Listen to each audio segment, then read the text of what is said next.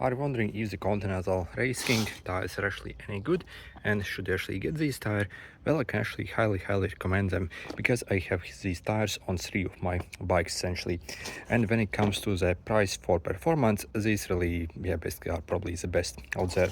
And also they actually come in different versions. So here I have the wire bead, so we actually have the wire inside, and the weight basically, so I have a 29 by 2.2, and the weight of these in this wire is roughly 720 grams, so they're still fairly lightweight. But what I like about these is actually not only they can actually grip very well, as you can see they actually have very decent tread, but also the rolling resistance is very good on these tires. For example, if you actually basically purchase the folding version of these, they even have even better compound that these tires have. And for example, these are actually made in China actually.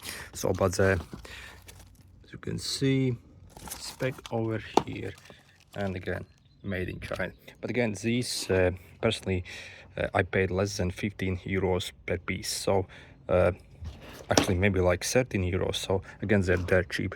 The folding version definitely are more expensive, but also they roll slightly faster actually compared to these ones. And let me show you the spec on them, and we can inflate them to basically 4 bars. And again, basically if you pay more, obviously basically get the folding versions, and again they will be actually slightly faster. But again, basically out of all cheap mountain bike tires, these probably are the best and fastest, basically with a decent grip as well. And also what's great, these tires are also meant for e-bikes.